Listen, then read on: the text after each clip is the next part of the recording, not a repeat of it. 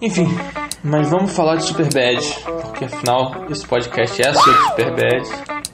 Se você for comparar, pensando bem, agora trazendo a realidade do roteiro e comparando com o filme, já que é o primeiro filme do Seth Rogen e do Evan Goldberg, que são roteiristas que escrevem juntos, que já fizeram outros filmes juntos. Se for pesquisar no IMDb você vai achar. É que quando eles escreveram esse filme, que segundo os próprios Seth Rogen escreveram no ensino médio e engavetaram e acharam que nunca ia ser filmado, o roteiro original é totalmente diferente. O final é meio punk, assim, ele guarda aquela coisa meio hardcore que no roteiro que ficou final, que ficou o filme final, que rolou, não ficou aquela coisa gay, né? Assim, é discutível.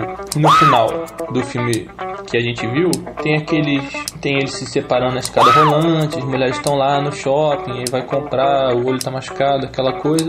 Mas no final do roteiro, olha só que interessante, eles voltam para aquela loja de conveniência, aquela 7-Eleven lá, que eles viram aquelas mulheres peladas e viram uma playboy, uma mulher, não lembro, uma mulher com um peito grande, um mamilo enorme lá, que o Seth fica de sacanagem.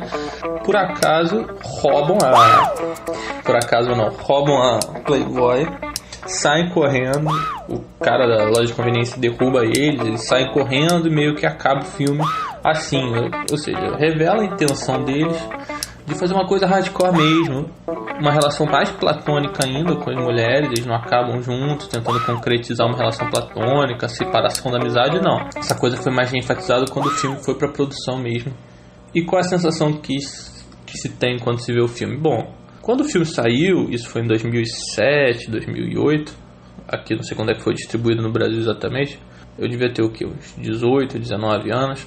A primeira coisa que se pensa quando você sai do cinema é que aquele filme, de alguma maneira, não era o comum, né? Não era o comum de ser produzido de comédia. Quando você vê uma comédia high school americana, normal, você vê aqueles...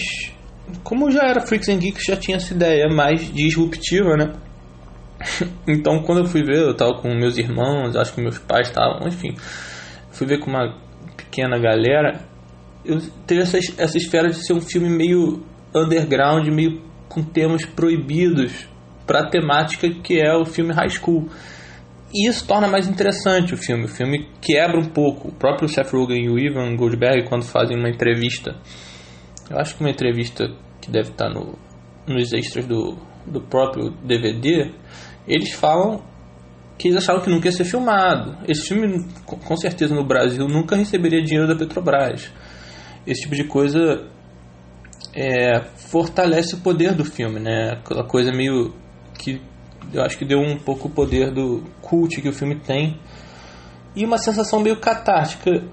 O cinema dá, diferente da TV, que se liga muito em audiência. O cinema é uma obra de arte que depois vai ver se a audiência vai sair ou não. Essa diferença, ainda mais nesse filme, deu uma sensação de autenticidade e veracidade ao que estava acontecendo ali naquele filme. Não é como se fosse um filme, mas uma coisa que estaria acontecendo. Você vê o filme e você sente uma certa naturalidade do enredo pelo jeito cru que o roteiro foi feito. Um pouco pela atuação do Jonah Hill e do Michael Cera e tal, que já era uma proposta inicial do Freaks and Geeks, né? A própria atuação da Linda Cardellini do Freaks and Geeks sugere isso, mesmo o roteiro sendo diferente, as barreiras comerciais que existem, mas nesse filme fica essa sensação que, por exemplo, se a gente for lembrar de algumas cenas que ajudam essa sensação, o filme começando, eles na escola, eles ali na educação física, a conversa entre eles. And then they bang them once they're on the van. It's like $13 a month, and you get access to a bunch of other sites. Like one's Latina, one's Asian. There's one for fetishes like feet and pee-pee and shit and stuff like that. It's disgusting. You're like an animal. What? I'm disgusting. You're the weird one, man. Don't make me feel weird because I like porn. You're the weird one for not liking porn. I'm normal as shit. Peeing on people? That's normal? Evan, I'm not saying I'm gonna look at it. I'm just saying that it comes with the site, okay? I don't know what I'm gonna be into 10 years from now. I'm just sick of all the amateur stuff, you know? I mean, like, if I'm paying top dollar, I want a little production value, you know? Like some editing, transition, something, some music. Yeah, well, I'm sorry, Evan, that the Coen brothers don't direct the porn that I watch. They're hard to get a hold of, okay? e você acaba lembrando de outras cenas, por exemplo, o Seth desenhando e escondendo os desenhos lá daquelas pirocas lá que ele desenha na merenda. Engraçado pra caramba, essa cena é muito foda pra caramba.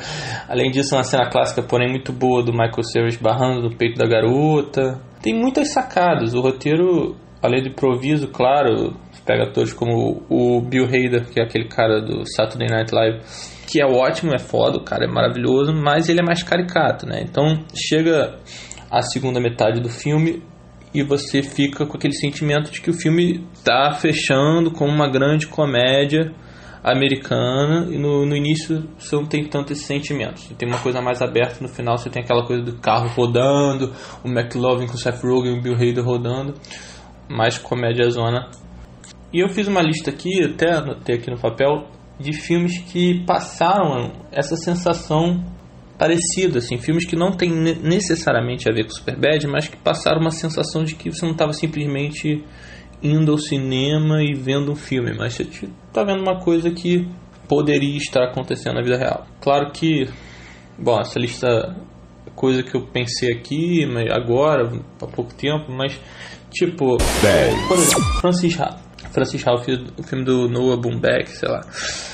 É um filme que passa essa sensação de coisas que estão acontecendo. Um filme muito bom, recomendo. Pecados Íntimos também tem essa sensação, depois da narração em off do começo do filme. Tem essa sensação de passagem do tempo. Até escrevi uma resenha sobre Pecados Íntimos. Lobo Atrás da Porta, filme brasileiro do Fernando Coimbra, eu acho que também tem essa coisa de tentar... Todo filme, né? Mas tem filmes que isso acaba acontecendo. Por exemplo, Encontros e Desencontros, aquela cena do hotel, do Bill Murray e tal. Um dos primeiros filmes da Scarlett, né, que eu vi, provavelmente. A Criança, dos Irmãos Dardenne. Fiz esse filme com certeza em vários momentos, porque é um filme realmente espetacular e que passa esse sentimento. Outro que eu lembrei, que eu vi faz tempo já, ameninamá.com. Que é aquele filme, né? Mas eu acho que vale a pena. Na época que a Ellen Page não era conhecida. O Corte do Costa Gravas, que é um filme que passa além de uma tensão, uma certa naturalidade das cenas. Eu lembrei desse filme há pouco tempo. Um pouco Shame, né? Do Michael Fassbender. Do Steve McQueen. Se pensar bem, Ladrão de Bicicleta, mesmo sendo um filme antigo, preto e branco, e vocês vão ouvir e vão falar que porra, que saco, Ladrão de Bicicleta. Mas não, é um filme que pica por esse motivo, porque você acha que aquilo ali estaria acontecendo, o jeito que as cenas são montadas. Como acontece, por exemplo, em Cinema, Aspirinas e Urubus. Quando acaba citando esse filme, acaba sendo polêmico, porque tem gente que gosta, tem gente que não gosta. Mas as pessoas gostam muito, e principalmente pela atuação do João Miguel e pelo jeito que o filme é engendrado. Vale a pena. Esse filme tem essa coisa também de você achar que você está vendo uma coisa que aconteceu de fato. E por último, esse tá Um Tiro na Noite, do Brian De Palma, com o John Travolta. Que depois da primeira cena, o John Travolta assume e você começa a acompanhar a vida do John Travolta. Claro que é um filme de suspense do Brian De Palma, mas tem algumas cenas ali que você acha que você está nos anos 80. É divertido.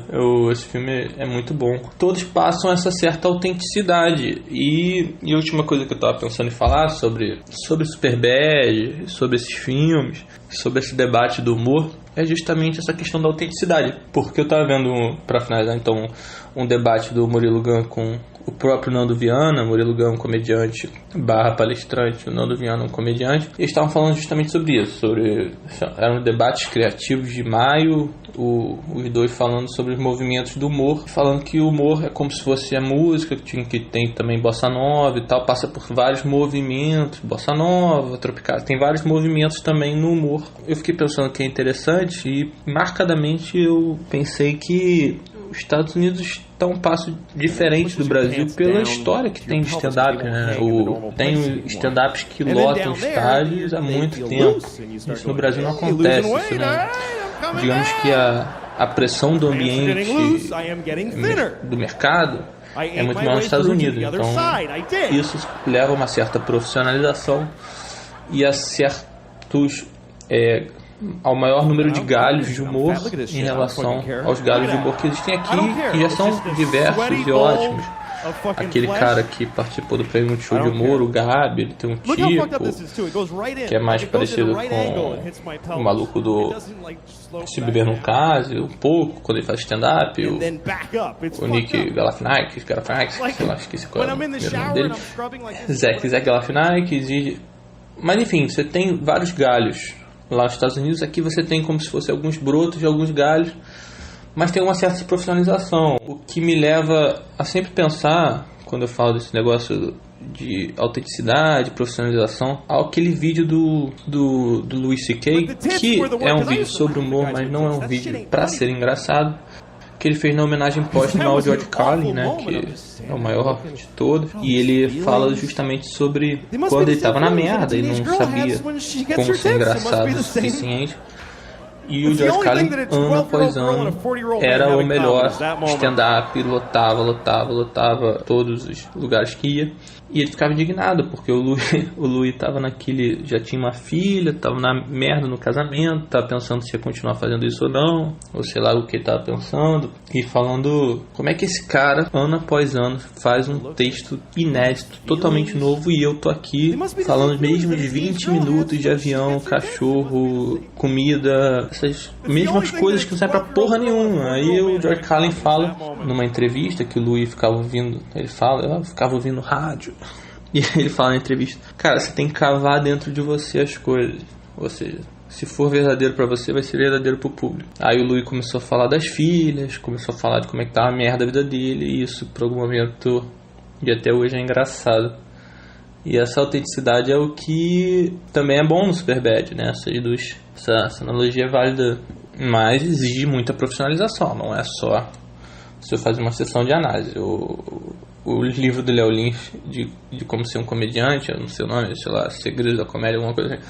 E é um livro que mostra o quão difícil, quão trabalhoso e quão árduo é a parada, né? Não é uma coisa assim... Mas enfim, existem movimentos globais, não é só Estados Unidos e Brasil, existem movimentos globais de humor, o YouTube tá aí pra provar isso. Pelo YouTube que você descobre o Léo Lins, que é um cara que tem um livro de Segredos da Comédia, o segundo livro que ele escreveu de stand-up, um livro ótimo, que stand-up pode ser uma dificuldade, mas uma facilidade para as pessoas que trabalham o texto, que trabalham essa arte de fazer stand-up, que é tão difícil.